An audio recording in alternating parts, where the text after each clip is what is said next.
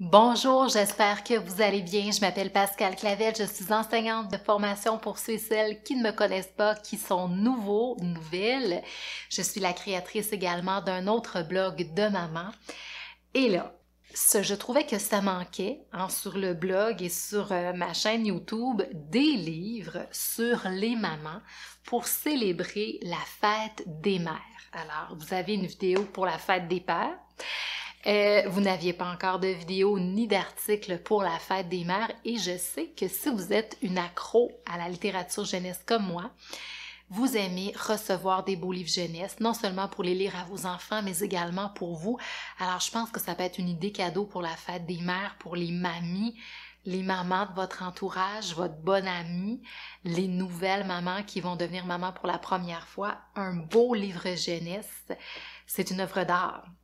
Alors, j'en ai plusieurs à vous montrer. Évidemment, il y en a bien plus que ça. Mais là, il fallait que je m'arrête en quelque part parce que je vous aurais finalement assommé avec une vidéo qui durait plus qu'une heure. Alors, je vais y aller avec, mon Dieu, ce que je qualifierais des bijoux, là, parce que c'était très difficile à choisir. Je vous mets dans la description de la vidéo l'article qui comprend tous les titres que je vais aborder avec vous aujourd'hui, ne serait-ce que pour vous éviter de prendre des notes durant le visionnement. Est-ce que vous êtes prêts?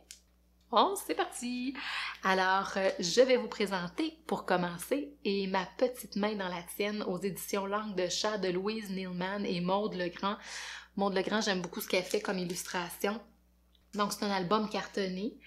Et là, cette fois-ci, la narratrice, c'est la petite fille qui, finalement, va beaucoup décrire ce qu'elle fait avec sa maman, mais surtout l'ambiance qui va régner. Donc, on est vraiment dans une célébration de la lenteur, dans de petits moments au quotidien où on prend le temps de vivre le moment présent. Je sais que c'est un thème qui revient souvent, mais je pense que c'est ce que nos enfants vont retenir, les moments où le temps s'arrêtait et où on prenait le temps d'être avec eux.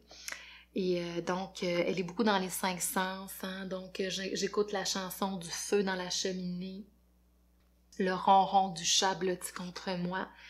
Et là, elle a des petites moustaches de lait parce qu'elle a bu du lait, elle va voir sa maman.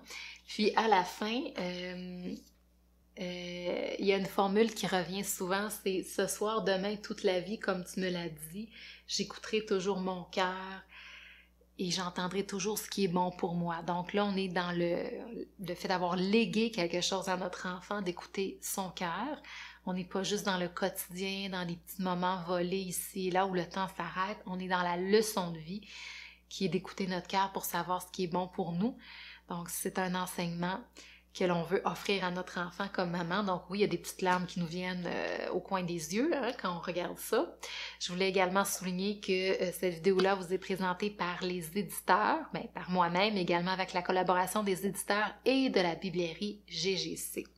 Je vous l'indique souvent sur le bas de l'écran, mais je ne le mentionne pas toujours et je trouve ça important, je prends le temps de le mentionner.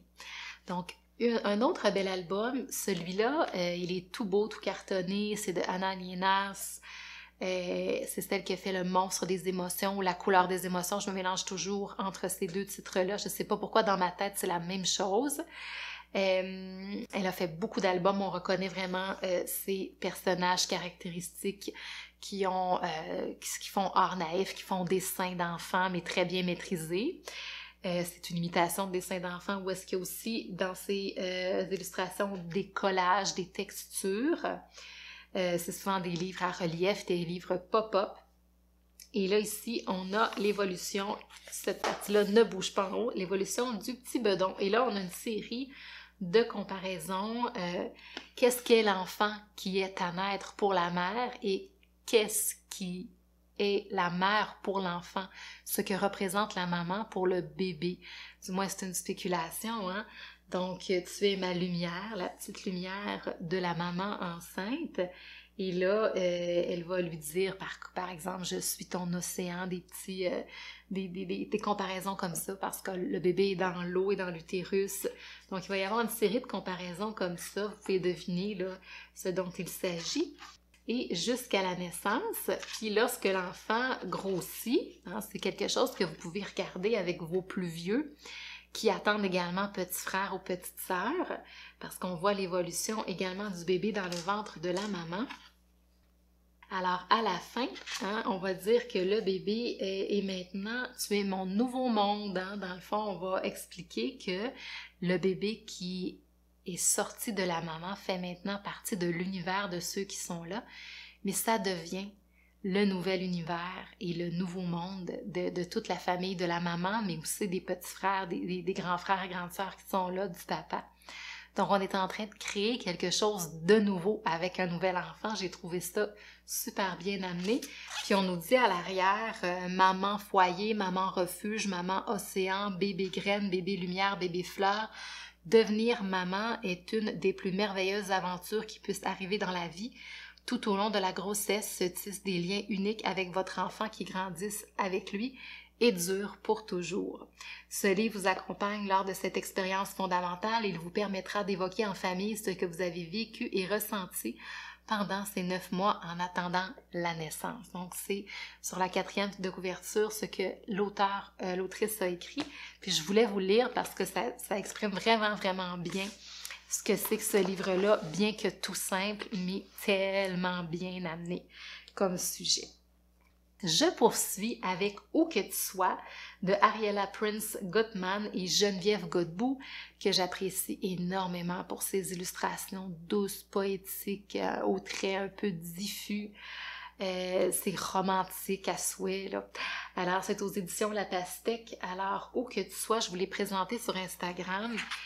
C'est vraiment un thème que l'on exploite lorsqu'on parle du lien mère-enfant. On l'exploite relativement souvent. C'est l'idée qu'on reste unis même lorsqu'on est séparés. Hein? On va le voir dans un autre album que je vais vous présenter.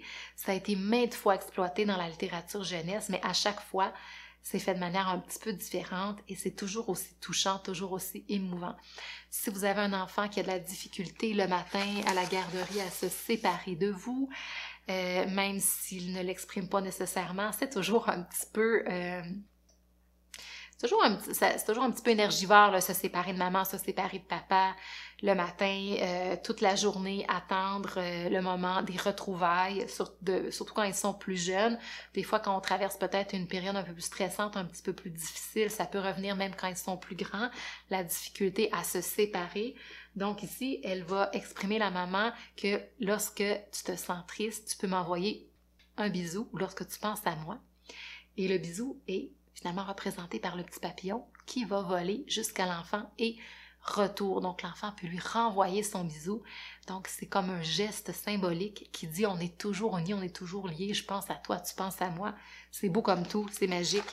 Et puis, donc, on est vraiment là dans un parallèle de ce que la maman fait durant sa journée. Donc, si le petit enfant va écrire, dessiner, puis elle aussi est en train d'écrire la maman, donc l'enfant peut visualiser ce que son parent, ce que sa mère fait lorsque lui ou elle est à la garderie ou à l'école. Donc, c'est super bien amené.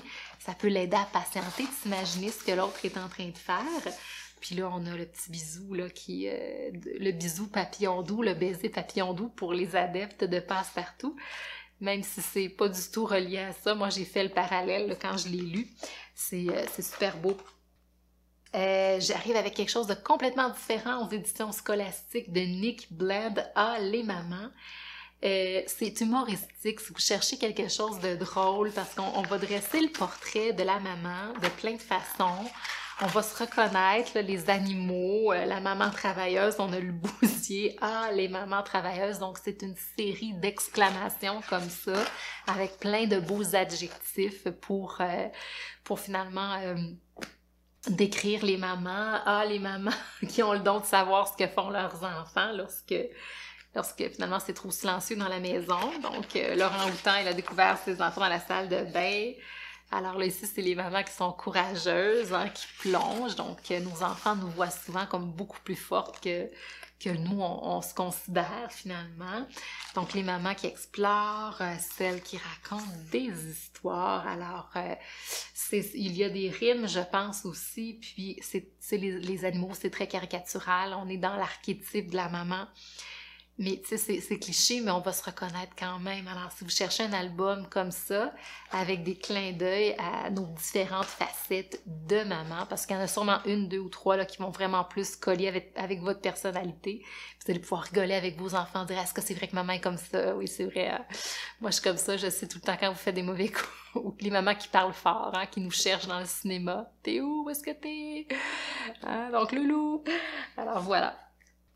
Celui-là, je vous l'avais présenté dans mes livres pour la Saint-Valentin, ce qui m'amène à vous dire que si vous écoutez ma vidéo et lisez mon article de blog sur les livres de Saint-Valentin, il y en a énormément qui parlent de l'amour mère-enfant. Donc, vous allez trouver aussi dans cet article-là de très beaux titres, mais je voulais vous le représenter parce que c'est aux éditions Caster-Minouche de Capucine Lewalé et Maude Lewal, pardon. C'est beau. Hein, dans le fond, c'est le sentiment en fait, c'est l'impression d'être un être privilégié car toujours choisi et rechoisi par notre enfant, par son propre enfant. Donc, c'est la maman qui parle et elle dit ah, quand mon enfant a peur, on peut voir ça de manière négative. Des fois, on est tanné que notre enfant revienne toujours dans notre lit quand il a peur la nuit ou le soir. Mais c'est notre lit à nous qui choisit, c'est vers nous qu'il se tourne. Donc, ça nous aide à nous voir comme une figure rassurante parce qu'on est un peu l'idole de notre enfant. C'est ce que ça dit. Donc, la mère a dit, tu sais, il aurait pu aller se blottir contre un ours polaire, un autre type de maman, mais c'est toujours moi qui choisis en premier pour me donner ses câlins. Elle est choisie, elle est l'élue de son enfant. Même chose pour grimper, c'est toujours sur moi que mon enfant décide de grimper, de s'asseoir. On n'a pas beaucoup d'espace comme maman, donc c'est vraiment là des beaux clins d'œil comme ça à cette impression d'être toujours collé contre notre petit minou ou notre petite cocotte. Mais c'est vraiment super beau, c'est bien amené. Ici, j'ai Mon amour de Astrid Desbordes et de Pauline Martin aux éditions Albin Michel Jeunesse. Je vous l'ai montré pour la Saint-Valentin. Je vous l'ai lu pour mon heure du conte. C'est un questionnement sur l'amour maternel. Alors, le petit garçon Archibald demande comment est-ce que tu m'aimes vraiment? C'est quoi déjà sa question? Bon, la question qu'il lui pose, c'est « Maman, est-ce que tu m'aimeras toute la vie? » Et là, elle tente d'y répondre du mieux possible en disant qu'elle l'aimait bien avant sa naissance. Elle l'aime même quand il fait des bêtises. Donc, c'est une ode à l'amour inconditionnel mère-enfant. Alors, même quand on fait des bêtises, même quand on n'est pas beau puis malade, qu'on a des boutons partout, notre maman va nous aimer et c'est toujours à saveur philosophique, Astrid Desbordes. C'est toujours un excellent choix. Ici, un autre livre que je vous ai lu pour les heures du conte et qui exprime vraiment bien l'amour maternel, c'est Mon trésor d'Emma Yarlett aux éditions Albin Michel Jeunesse. J'aime beaucoup Emma Yarlett, c'est elle qui a écrit Cher dragon, cher monstre, cher Père Noël. Puis ici, elle nous arrive avec quelque chose de complètement différent.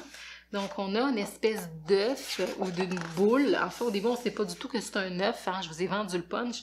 Puis là, chaque animal va essayer de s'en emparer. Ça va devenir un peu son précieux objet. Puis à la fin, on va découvrir qu'il s'agit d'un œuf. Et c'est une maman crocodile qui, là, va dire vraiment « mon trésor ». Parce que, dans le fond, le véritable trésor d'une maman, c'est pas ses bijoux, c'est pas des objets, c'est pas un meuble haut de gamme comme tous les animaux recherchent, hein, qui va être utile, c'est son enfant. Son plus grand trésor, c'est son enfant. Donc, c'est le message premier de cet album-là. Donc, c'est amené là avec une certaine gradation, c'est super rigolo et tout. Je vous présente, et en fait, je vous représente rapidement parce que je vous l'ai déjà présenté souvent, Le fil invisible. C'est un best-seller incroyable. C'est aux éditions scolastiques. C'est de Patrice Karst et les illustrations de Joanne Yu Ritoff. J'espère que je le prononce comme il faut. On peut l'exploiter de plein de façons. C'est encore cette idée qu'on est relié à notre enfant, même lors de nos journées de travail. Donc, ça a été écrit pour ça. Puis, il y a même Une allusion lorsque les enfants vont grandir, qui vont devenir peut-être de grands explorateurs. Est-ce qu'on va être encore reliés? Est-ce que oui, on va être reliés parce que le fil invisible va au-delà des frontières, de la distance. Et on dit même que le fil invisible qui unit un enfant à son parent, à sa maman, va même jusqu'au ciel. Hein. C'est une évocation là, de la mort. Hein. C'est un clin d'œil à la mort aussi, si vous avez un deuil à traverser également. Le fil invisible, c'est une façon de dire qu'on reste toujours connecté avec les gens qui sont partis, qui faisaient déménager, je sais pas, il y a peut-être une séparation dans la famille, même la mort également. Donc, si vous avez envie de l'exploiter de cette façon-là, c'est beau, hein, le fil invisible. Puis là, ce n'est pas le bisou hein, qui va unir, que l'on se renvoie, mais c'est un fil sur lequel on tire chacun de notre côté. Donc, si tu tires sur le fil, je vais le sentir dans mon cœur. C'est un fil qui est relié à notre cœur. Donc, toi, si tu tires, je vais le sentir. Puis moi, si je tire, tu vas le sentir dans ton cœur que maman tire sur le fil parce qu'elle pense à toi. Donc, c'est super rassurant comme image, je trouve, pour un enfant. Et moi, comme adulte, ça m'a même aidé à traverser certains deuils là, que j'ai vécu récemment avec des membres de ma famille. Ça m'a beaucoup apaisé de savoir qu'on était encore reliés, ou tu sais, j'aime à croire qu'on est encore reliés avec les gens qu'on a aimés et qu'on aime de tout son cœur. Donc, c'est vraiment très, très beau comme histoire, comme ouvrage. Un nouvel album aux éditions scolastiques, Des bisous au coin des yeux, de Johanna Ho et illustration de Duong Ho. Regardez comme c'est joli. Les illustrations sont d'une beauté incroyable. Donc, c'est une petite fille qui a les yeux bridés. Puis au début, elle se rend compte que ses yeux, on peut parler d'image corporelle aussi, là, elle se rend compte que ses yeux ne sont pas comme celles de ses copines. Elle dit qu'elles ont de grands yeux avec des longs cils, mais que ses yeux, elle a des bisous au coin des yeux. Mais c'est positif parce que ses yeux sont comme ceux de sa maman. Donc, on est dans la filiation, dans la relation mère-fille. Donc, elle va parler de sa grand-mère qui a les mêmes bisous au coin des yeux, de sa petite sœur. Donc, on a vraiment un beau sentiment d'appartenance qui est évoqué avec cet aspect physionomique-là, qui sont les yeux bridés.